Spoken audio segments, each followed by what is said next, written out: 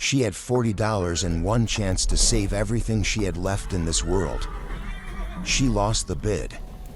She bought the wrong horse. And that single mistake, that one humiliating, heartbreaking, accidental moment, became the greatest gift life would ever hand her. But I am getting ahead of myself.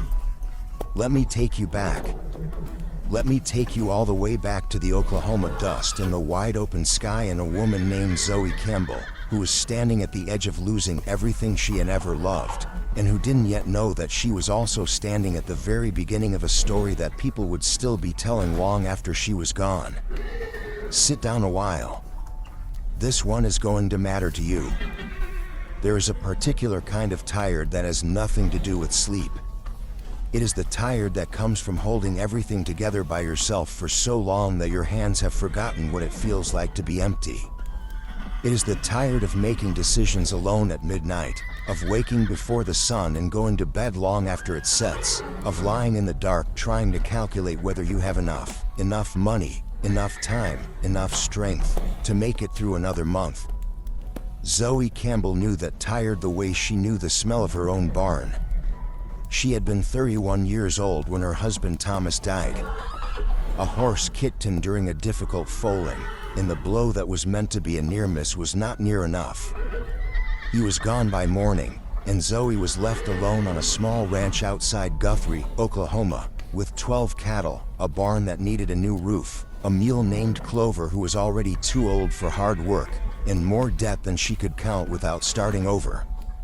People told her she should sell. Her mother-in-law told her to move back to town. Her brother wrote from Missouri suggesting she come stay until she got back on her feet.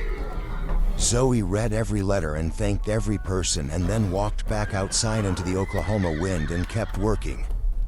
Because the ranch was not just land. It was the life she had built with Thomas, piece by piece, the way you build something when you don't have much money but you have enormous love. Every fence post they had set together. Every calf they had helped into the world together. Every morning they had watched the sunrise from the front porch, drinking coffee and talking about what they would fix next, who they were going to be someday. Selling the ranch would mean burying Thomas twice. So she stayed. She took in mending for the women in town. She sold eggs from her small flock of hens. She bartered her own labor in exchange for things she needed but could not afford. She sold her mother's silver brooch, the one with the little blue stones her mother had worn to every important occasion of her life, and she told herself it was just metal. She didn't cry about it until after the jeweler had already turned away. 3 years. 3 years of holding on with both hands and refusing to let go. And then the summer came around again, the summer of 1893, and Zoe realized that without a proper plow horse, she was going to lose the ranch anyway. Clover could not do it anymore. The fields would sit unplanted. An unplanted field in Oklahoma meant a winter with nothing to sell, in a bank that had been patient but was not going to be patient forever. She needed a horse. A strong one. A working one. And she had $40. $40 was everything she had scraped together, the brooch money, the egg money, the mending money. She put it in a pouch, tucked it inside her jacket next to her heart where she could feel it with every breath, and she walked into town. The Guthrie auction yard hummed with a particular energy on sale days, electric and anxious and alive, the way a storm feels when you can see it coming but cannot yet feel the rain. Men in wide-brimmed hats stood in clusters, talking prices and bloodlines. Dust rose and settled and rose again. Zoe stood near the back of the crowd, her boots planted in the dirt, her face composed in the expression she had perfected over 3 years, calm, steady, unreadable. Inside, her heart was beating like a fist against a locked door.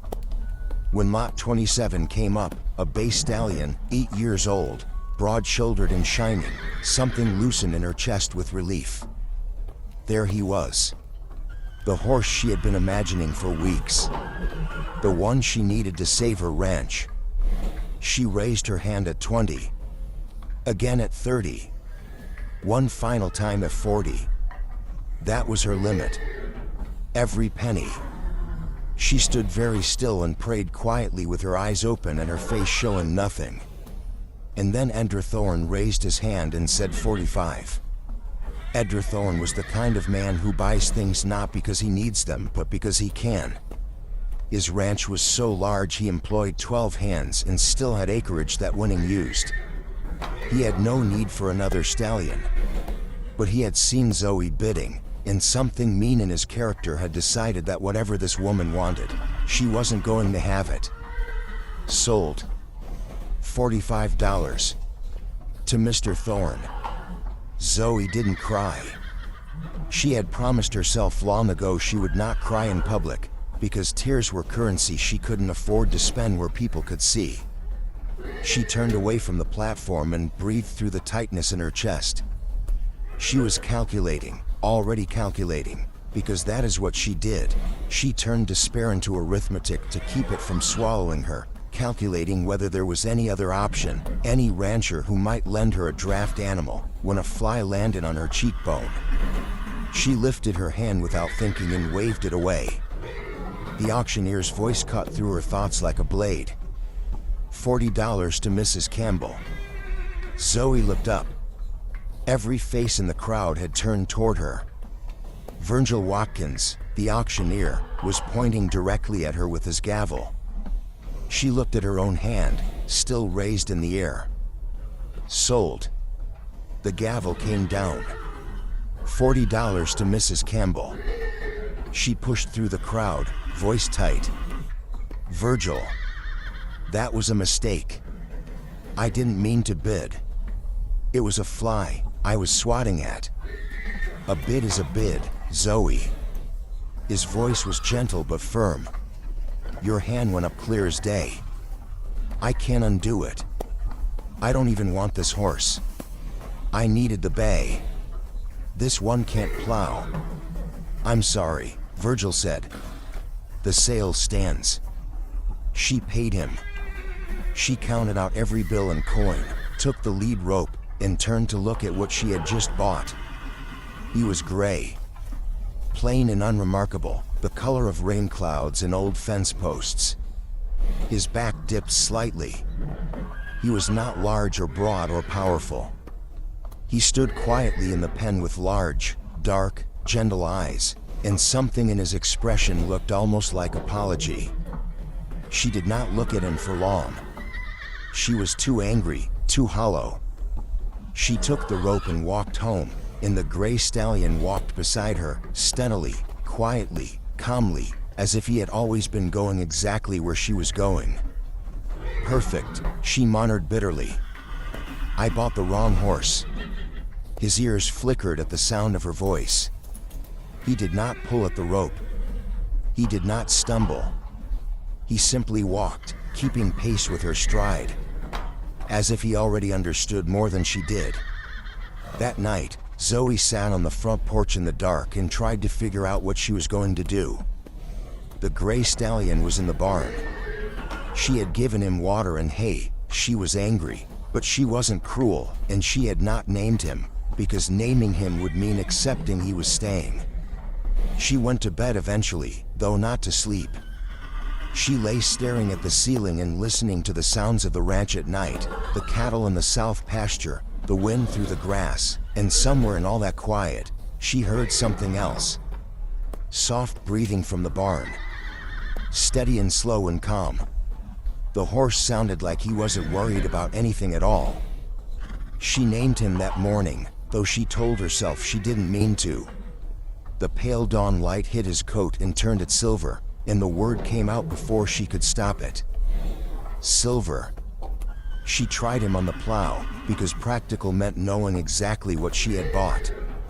She hitched him to the harness and clucked him forward. He didn't fight. He didn't rear or bite. He simply stood with his ears moving thoughtfully, trying to understand what was being asked of him, and when she pulled the reins and asked him to walk, he took a few careful steps and then stopped and looked back at her. Not defiance. Confusion. You're not a plow horse, she said, more quietly than she intended. That's not what you are." She unhitched him. Over the next several days, as her desperation mounted, she noticed something strange. Silver watched her. Not the casual, half-interested observation of an animal waiting to be fed. He watched her the way a very attentive student watches a teacher, with purpose, with analysis, with focus. When she mended fence posts along the east pasture, Silver leaned over the rail and followed every motion of her hands. When she moved the cattle from one grazing area to another, Silver didn't just glance, he tracked. His eyes followed each animal individually, noted where the herd tightened and where it spread, watched which cattle moved easily and which ones had a tendency to bolt. On the fourth morning, she saddled him. If he couldn't plow, maybe he was a decent enough riding horse to sell. The moment she settled into the saddle, Silver became a completely different horse. He was fluid. His movement flowed from his hindquarters through his body in a seamless current. When she nudged her leg, he moved instantly, not skittish, but attentive, as if he had been waiting for exactly that signal.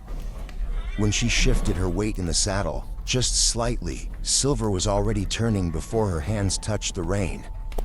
She rode him out to the north fence line where 3 rails had been broken for a week.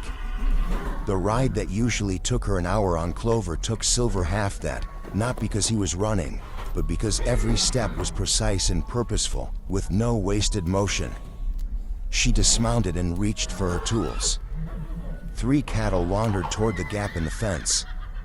Before Zoe had taken 2 steps toward them, Silver lifted his head. His whole body changed, a sharpening, a gathering, like a hand closing into a fist.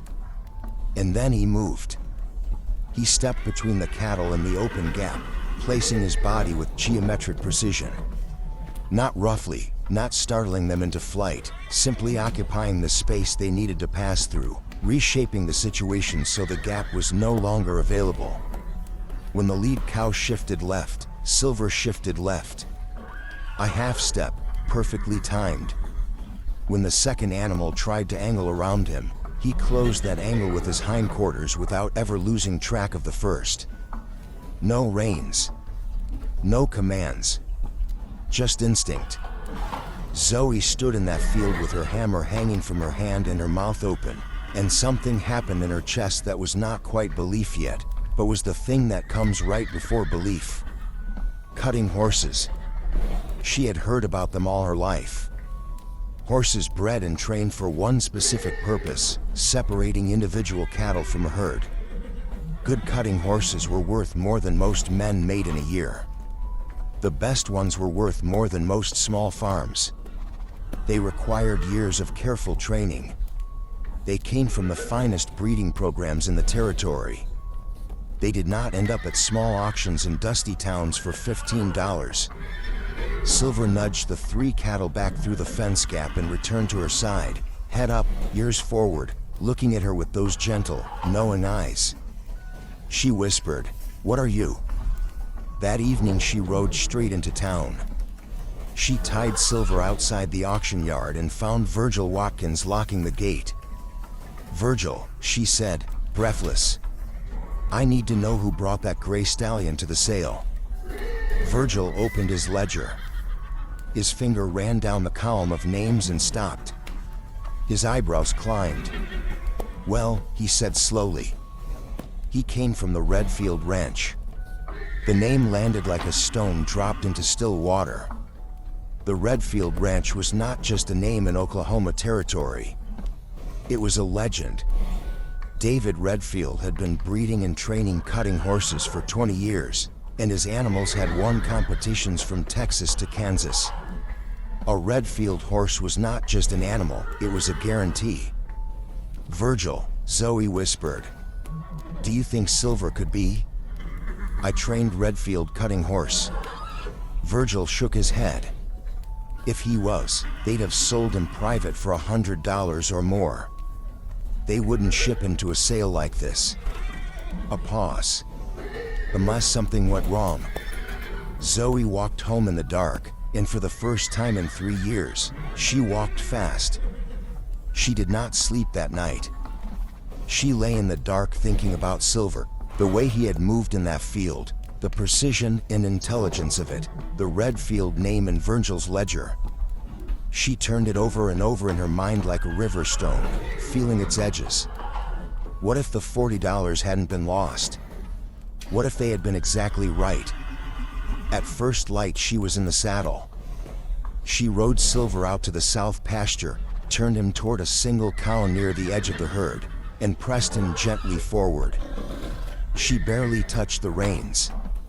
Silver locked onto that cow the way a compass needle locks onto north. The cow bolted left. Silver was already there, not guessing, not reacting, but anticipating, reading something in the animal's body that his instinct had already processed and answered before the movement was complete. The cow tried right. Silver closed that angle too, smooth as water, his body swinging with liquid, inevitable precision. He wasn't working hard. That was the extraordinary thing. A lesser horse would have been tense, sweating, straining. Silver looked like he was simply thinking very clearly and moving the way thought moves, quick and clean and certain. Zoe dropped the reins entirely and let him work. For 10 minutes he held that cow away from the herd with nothing but his own intelligence and training, reading every flicker of the animal's intention, countering every attempt to escape, patient and precise like a chess player who can see 7 moves ahead. Zoe covered her mouth with both hands. She was crying. She hadn't meant to cry. But the tears came anyway, hot and sudden, because she understood now what she had been given. This woman who had sold her mother's brooch and counted every egg and held on for 3 long years by stubbornness and love. She hadn't bought the wrong horse. She had been handed a miracle by a mistake. Word moved through Oklahoma territory the way important news always moved in those days, person to person, moth to ear, across fence lines and at general stores and after church on Sunday mornings. And the word about Zoe Campbell and her gray stallion moved faster than most. The first person to offer her work was Reverend Dalton. He ran a small cattle operation alongside his church, and he showed up at her gate on a warm Wednesday morning, twisting his hat in his hands. "I hear your horse can work cattle," he said carefully. "He can," Zoe said. "I've got a herd needs sorting before I send some to market." He hesitated. "I could pay $5 for the day." $5. Zoe had made less than that in a month selling eggs. "I'd be honored to help, Reverend," she said softly. Silver worked the Dalton herd for most of an afternoon. The Reverend stood at the fence and watched with his mouth open, his eyes moving between the horse and the cattle and back again, as if he couldn't quite believe what he was seeing. Silver separated sick cattle from healthy ones, calves from mothers, sale-ready cows from the rest, calm, methodical, unhurried, like a craftsman who has done this work so long it has become natural as breathing. By sunset, Reverend Dalton pressed $7 into Zoe's hand. 2 more than he'd promised. "Best work I've ever seen," he said, his voice rough. "God's given you a gift." After that, they came one after another. Ranchers across the county. Then beyond the county. Every job Silver took, he completed with the same quiet excellence. He never failed. Never rushed. Never made a mistake that cost anyone a lost animal or a wasted day. The money accumulated in a way Zoe had not let herself believe was possible. Not just the daily wages, but the word those ranchers carried home, the stories they told at the feed store, the recommendations they gave their neighbors. By the end of July, she had repaired the barn roof. By the end of August, she had fixed every broken fence on the property and paid off 2 of her 3 largest debts. She hired a young hand named Pete. She bought a new plow. She began to think about the spring planting the way she used to think about it when Thomas was alive, not as something to survive, but as something to look forward to. The ranch was breathing again. And then Ender Thorne rode up her driveway. The same man who had outbid her for the bay stallion. The same man who had enjoyed watching her lose. He sat on his horse and looked down at her with the expression of someone who was accustomed to getting what he wanted and found any other outcome mildly irritating. "Mrs. Campbell," he said stiffly, "I've got 200 head need sorting before the fall sale. My boys tell me your horse is the best cattle hand in the territory." A pause. "Will you take the job?" Zoe did not answer immediately. She let the silence sit between them. She thought about standing in that auction yard with $40, losing the bay, walking home with the wrong horse. She thought about 3 years of a loan, the Reverend pressing $7 into her palm, the new roof, the cleared debts. "I charge $10 a day for large herds," she said finally. "And a herd your size will take 3 days. Thorne's jaw tightened. "That's $30. "Yes, it is." "Fine," he said. Silver worked Thorne's herd for 3 days without a single error, and Edgar Thorne watched with the expression of a man who has been surprised by something and is not happy about it. He paid her $30, turned his horse around, and rode away. He did not smirk. October came in cool and bright, the kind of Oklahoma October with sky deeper blue than summer and air carrying the clean smell of grass going to sleep for winter. Zoe was in the south pasture when she heard hoofbeats and looked up to see a rider she didn't recognize turning into her drive. He was not a young man. His face was weathered to leather toughness that spoke of decades outdoors, and his hands on the reins were the hands of someone who had spent his whole life with horses, calloused and confident and easy. He rode the way Silver moved, without apparent effort. "Mrs. Campbell?" "That's me. Name's David Redfield." She felt it like a step off a ledge, that sudden, dropping, weightless feeling. "Mr. Redfield," she said carefully. "I believe you have a gray stallion," he said. "Goes by Silver now, I hear." "I do. Is there a problem?" Redfield smiled. A quiet smile that lived more in the eyes than the mouth. "No, ma'am," he said. "No problem at all. I just wanted to meet the woman who ended up with one of the finest horses I've ever trained." He climbed down from his horse, and they walked to the barn together. Silver came forward when he heard them, lifting his head with that attentive, alert curiosity. Redfield stood at the stall and looked at Silver for a long moment. Then he told her the story. He had sent a small group of horses to auction that spring, older Maras past their best years, a young gelding who hadn't taken to cunning work. Standard business. But 4 of his ranch hands had celebrated the spring roundup a bit too enthusiastically, and in the haze of that celebration they had handled the auction paperwork. Silver, one of the finest cunning horses Redfield had produced in 20 years, with championship bloodlines going back 3 generations, had been included by accident.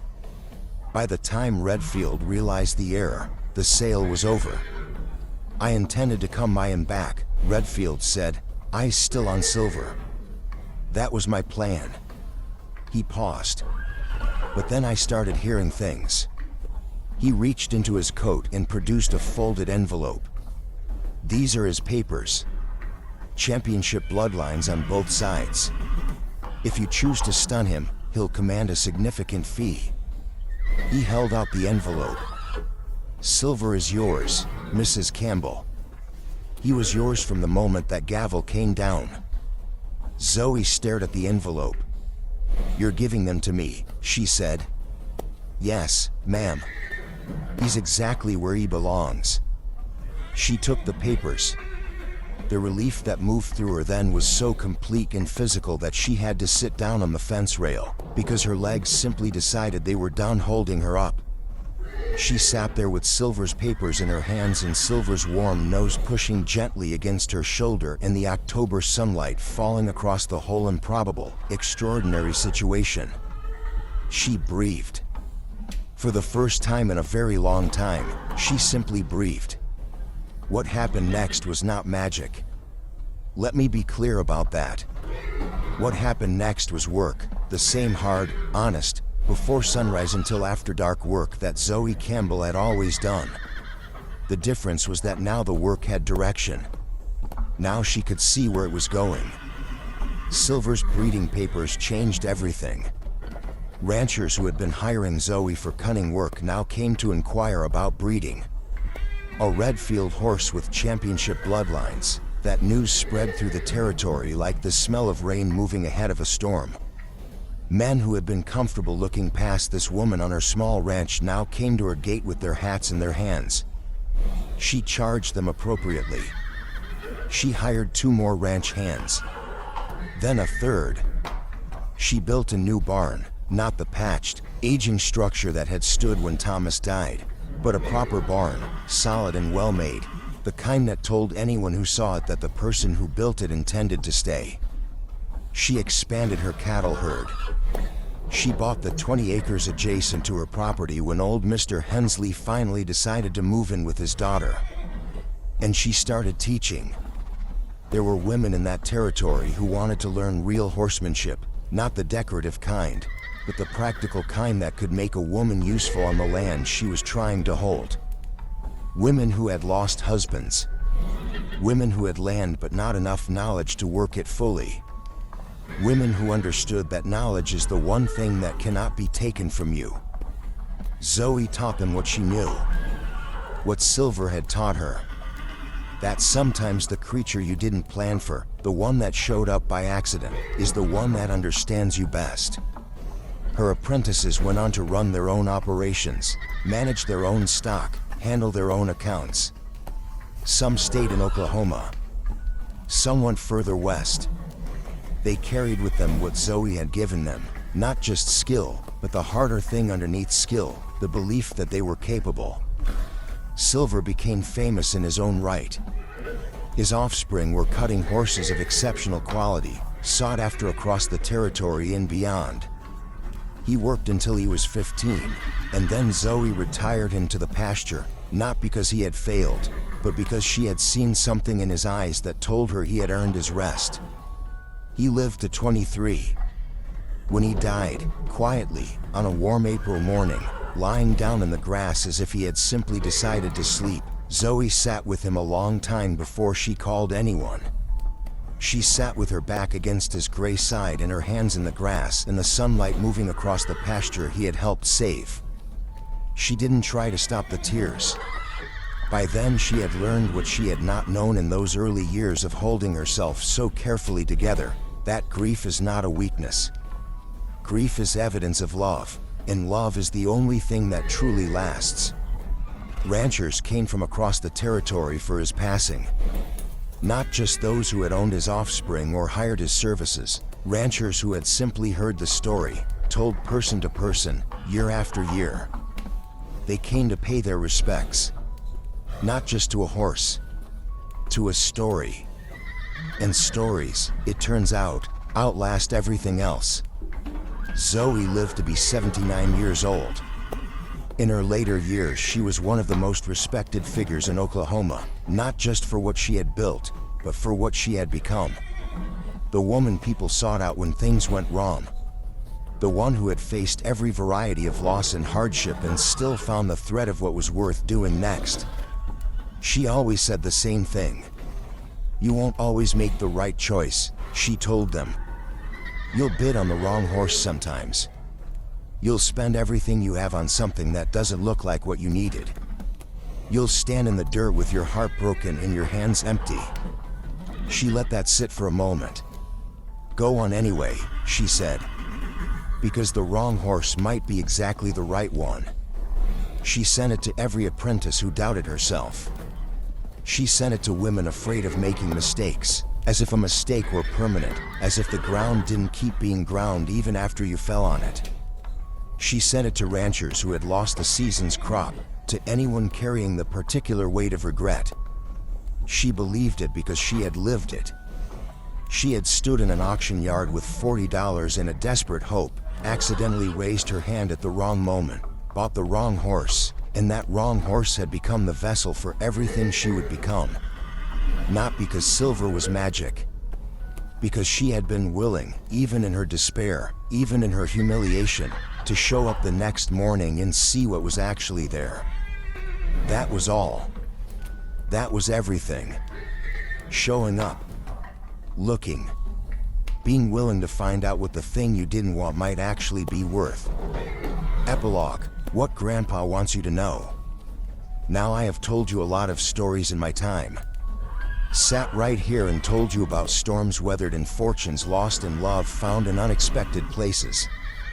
I've told you stories that made you laugh and some that made you quiet, and a few, I hope, that you still think about when you're lying in the dark trying to figure out what to do next.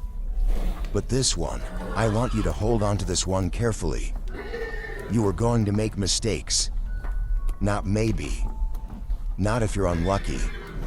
You're going to make them, because that is what living involves. You're going to raise your hand at the wrong moment and end up with something you didn't plan for. You're going to lose what you were counting on. You're going to walk home on a long dusty road telling yourself you've ruined everything. Here's what Zoe Campbell spent the rest of her life saying. Sometimes the life you end up with is better than the life you planned. Sometimes the horse that shows up instead of the one you wanted is the horse that was always supposed to find you. Sometimes the mistake is the miracle, wearing a disguise until you are ready to recognize it. Silver was a plain gray horse with gentle eyes, and he cost Zoe everything she had, and he gave back 10 times what he was given, and he walked faithfully beside her until the very end. The wrong horse. The right one. It was the same horse all along.